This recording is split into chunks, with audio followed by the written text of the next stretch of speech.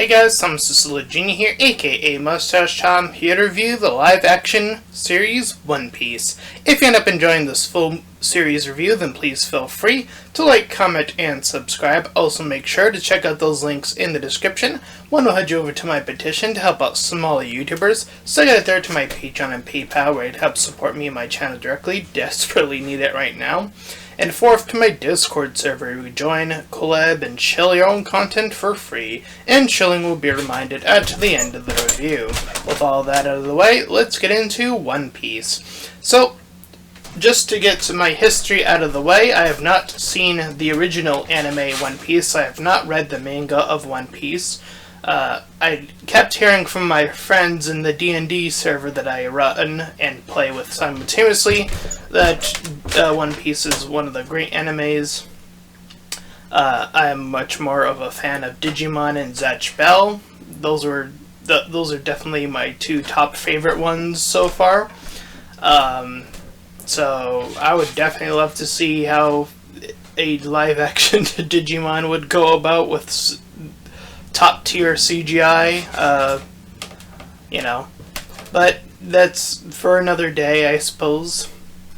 But for the time being, this was Netflix's most current adaptation of a animation, of a anime in particular, and previous predecessors have done, at least from what I've been hearing about, very, very poorly. So I kind of knew that going in, at least about the other anime. And with very few exceptions of other anime outside of like Netflix series that have been done before, I probably have to do a few skewering, especially in terms of live action. I would definitely have to skewer and see if there are any others, because I don't know if many pop up to my mind immediately. So it's sort of like the new video games or bad argument adaptation thing going on here. Seem to be the vibe, because there is that beholdens to the original source material argument, and a lot of that sort of heart and writing apparatus of the material that is carried over from adaptation. There's so much to consider when adapting a particular thing, and in this instance, One Piece is a long anime. I've only actually, after seeing the official live-action series, I've only started watching the anime version of One Piece, so I'm actually catching up on that. I've surpassed, at this point, where we are by the end of Season 1, but I digress. So, with that being said, let's get into how this series has definitely turned around, and hopefully will immediately jump into the rapport of we can, as has been proven in the past, done great video game adaptations, also do great live action animation, or anime adaptation, excuse me. I think with the right crew in mind, I think it's always conceivable, I think it's always possible, and this is definitely an example of that. In fact, the original creator was one of the people that was on board and consistently being talked with throughout all of the episodes, with a fan, a super fan as far as I've been told from the media sources that I've been scrounging about after the fact through, was also in charge of that, in that collaboration style effort to, well, do the adaptation part. So yeah, I think that makes for a great combination of original creator and a voice of someone who has a lot of familiarity with the source material already in hand. I think that's a fantastic and something I think we need to fight for a lot more, even in the video game adaptation department still, to get people who are fans of the source material. I mean, we have turned out some great video game movies, some source material not as great as others. Perfect example, Sonic's a decent movie. It's a horrible adaptation. I've said that once before, I'll say it again. Decent movie, terrible adaptation. As far as I'm concerned, a true adaptation should have very little or nothing to do with humans whatsoever. Outside of Robotnik, I don't think there should be any other humans or anything of that nature. I don't think that just fits Sonic's world very well. And Sonic X was proof of that, if anything. I mean, don't get me wrong, I watched all of Sonic X, and you know what they eventually said? They're like, fuck Earth, we're getting out of here, this place is not doing so well, but unfortunately we had to carry along the main human anyway at that point. Point being is that they were trying to reduce the amount of humans in that show at a particular point. And I think that was a worthy point of where Sonic X actually unironically started to become really, really good. Especially the Tails and Cosmo arc. But that's, I've already said my piece about that in a separate video, very likely. Anyway, getting back to this particular series, we follow Monkey D. Luffy, or just Luffy, as he is trying to obtain the One Piece, a treasure left behind by a notorious pirate who is slain by the Marines, and he is not the only one. Obviously, there are several people in the crowd at the time who hear of this, they witness it, and then they're like, oh shit, the ultimate treasure of whatever the One Piece actually is out there on the Grand Line. Go out there and get it. And so, he sets forth and runs into his eventual companions, Nami and Zoro, first and foremost of the 5 of the characters, and the remaining 2 after the fact. Now I'm going to turn my head because I need to look something up real quick.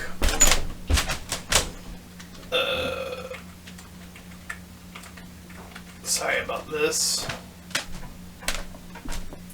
Yes, so Sanji is the one on the left, and then the other character, whose name is escaping me right now. I know the character's name is Usopp, I want to say? Yes. Yeah, okay, there we go. So that's the cast that we have on our disposal. Luffy carries a very optimistic and slightly naive attitude in correspondence with the anime, I would say it's way more naivete than... but he knows when to get serious when it comes to combat, and most importantly is that he still carries this hardened belief when he has found a friend that is a treasured thing in and of itself. Despite certain backstories, like Nami being forced into this situation with Arlong, this other pirate that is more fish-like than human, and that does seem to set up the second half or the later 4 episodes of this series, outside of building up our crew. So essentially the first section has us build up our crew and backstories to who these characters are, intersplicing them so that there is an even distribution of here's their backstory, here's what they want, and here's where they went through to get to where they are currently. So really, really building up all the characters in a really well-structured way, and really, really cutting, at least from what I've seen so far of One Piece. I've already guaranteed that they have cut a lot of the fat or a lot of the filler of the One Piece. Just to name an example of this is that Zoro has these two quote-unquote brothers that they bump into in the anime. They're only around for a few episodes anyway, and they kind of just keep referring to everyone else as their siblings for whatever reason, and then they eventually just leave. These two characters are completely cut, and I don't think anything is missed from either of them, quite frankly. So there are definitely some filler arcs that are cut that are completely or condensed episodes, like how they deal with Buggy, for example. Now, I do think that building up, I do think that a part of that is building up the backstories of the villains is what I think is currently missing. Because Buggy does have that proportion to him where we see him actively blow up the town, for example, when we come across him, and then we see Nami instead reveal that the town has already been dismantled. What I think would have been a interesting fix to that is have Nami run out as she does, see the burned town, and then flash back to it being in, ordinary repair back in the day when the town was thriving and people are going about their day, and Buggy comes along with this cannon and then destroys everything, and you cut back to Nami being captured. Something along those lines, I feel like, since they're already splicing up the backstories to the heroes, I think that actually an addendum that needs to be done for the villains as well moving forward. I think that just makes the antagonists that we are seeing throughout help build them up, because I know Buggy is pretty persistent a lot onward too, as well as some of the other villains. So at least some of them so far. Some of them have done away with pretty quickly. There are definitely long-standing villains and antagonists in the Marines, and Kobe wanting to be a good Marine, and there's this whole contention about good Marines and good pirates and bad pirates, and really individualizing these characters to be like, well, yeah, there can be bad and good in any given thing, really.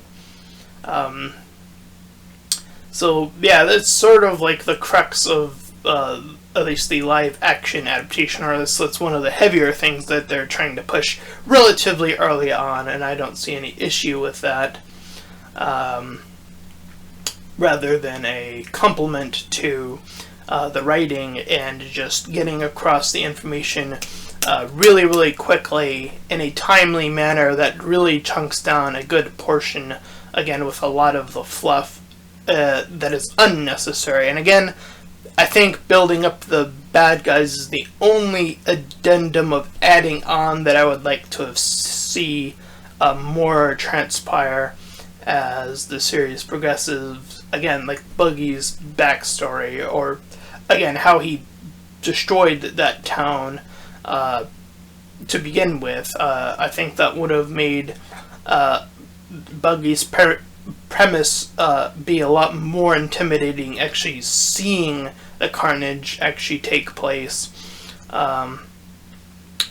And you already got the reveal, and then again, as I already described it. So I don't have an issue with any of the characters of any of the 5 we see here in terms of characters thus far. I'm at a part where they have already added, at least in the anime, another additional crew member. I'm not sure if it's a permanent cast, person, or they're gonna drop her off somewhere. I'm talking about this princess character who comes with this weird, strange bird. But I don't remember her name off the top of my head. But I digress. Point being is that I think that the season definitely opts to shorten and enhance a lot of the material. as well as enhance a lot of the characters and condense a lot of their material in a very digestible way within that short time frame of 8 episodes within the season. I hope that with the success of this, if they do, I really hope that they do get a season 2. I hope they can double the amount of episode length, because I'm really getting tired of these 6 or 8 episode things that are just... I mean, One Piece in and of itself isn't even complete, so, in terms of the live action section, adaptation rather, I think allowing them to get those extra episodes within a season to really dive deep in, if they have to, I think that there needs to be a lot more stretchiness when it comes to episode making. Give writers the room. If they need 10 episodes to tell the story, fine. Let it be a 10 episode story. That's fine. But if a writer needs more than that, then that's where I feel like the issue will come by, or start to come by, in future seasons of One Piece. If they continue to do this 8 episode sprawl, I feel like the amount of things that they're gonna have to keep breaking or condensing is gonna start to irritate the fans more and more, if they are definitely not keeping up with the carefulness that they've managed to do here in season 1, which I think is really, really easy to do. Don't get it twisted here. I think it is really easy to miss the mark with this few episodes to condense such a massive story of One Piece. So I do think that season 2, if it does, or I should be more positive and say when it does arrive, I hope that they can get, double the amount of episodes. Let's get 16 episodes for season 2, because there's a lot of stuff still left to, catch up on anyway, so I'm sure it'll all be worth it. And to condense it again to another 8 episodes, again, I feel like doing that on repeat season after season, I'm hard pressed to believe that they'll be able to maintain the level that they were able to do here in season 1 continuously, with the amount of precision here. So we have, again, Luffy the pirate, we have Nami the thief, we have Usopp the liar, we have Zoro the warrior, I guess I'll say, instead of, because he's a pirate hunter as it's referred to in the show. And we have Sanji the cook as our immediate 5 main character cast. They are the most prominent, and like I said, I'm not sure if they gain, again, I don't know if they gain any more permanent crew. I've only seen potential for, temporary crew so far. I could be wrong. I'm not caught up with One Piece by any stretch of the imagination, I would assume. I think I'm on episode 70 something right now or something. And yeah, in terms of how much was condensed, the end of this arc of 8 episodes, I got to the final thing that they show on One Piece in terms of what the Marines are doing, I think was episode, I think it was either 30 or 50. It was really, really well deep in the well of episodes. I was like, wow, they really condensed this show. And again, I do think there's a lot of fluff. Don't get me wrong on that. That is definitely one of the easy criticisms to make about the anime of One Piece, is there is a lot of fluff. And don't get me wrong, fluff can be fun, it can be really interesting, it can help build character, and, there's definitely a lot of goofiness in One Piece in terms of the material that I'm talking about. In terms of character building, I think they've already well established who the characters are and what they're going after each one. So, again, it just comes off as more fluff and sort of randomness that sort of occupies that space of, like, you know, trying to fill in between the next big event, so to speak. And one of the reasons why I, just to give another example of another anime, one that I've watched, Zatch Bell, it too has fluff, but its fluff is relatively short. I would probably say 1 or 2 episodes at most before they kick right back into something else. Here, it could definitely fill up to like 4 or even 5 episodes, maybe even filler sometimes, by comparison. And that can definitely, those 3 or 4, additional episodes can definitely feel like a lot more, even though the episodes are relatively short in comparison to the, again, the much longer runtime of these adaptation remakes. The first episode's approximately like an hour long, I think it was, and then the rest of the episodes are relatively a little bit shorter than that, but still within, I'm pretty sure all of them were above 30 minutes. Definitely. But anyway, in terms of a score, as of reaching the end of Season 1, I'm relatively surprised and enlightened by One Piece as a concept. Again, I'm catching up with the anime now, but in terms of this live-action adaptation of it, I will give it, currently, as of Season 1, independent of anything else, of 8 out of 10 out of its completion. And again, I feel like just adding in those little bit of details, like, again, the building up to the antagonist, I think that is a very, very crucial part that One Piece is currently missing out on. Buggy was the perfect gap for that type of material to be sort of enriched on. Hopefully, they will, because the adaptation is always there, the anime is always there.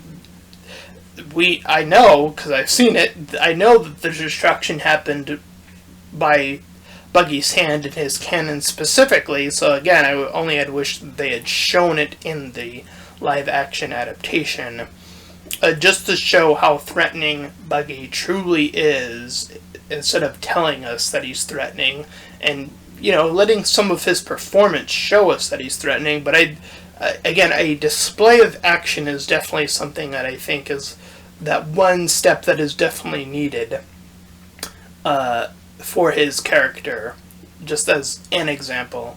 I think that will elevate One Piece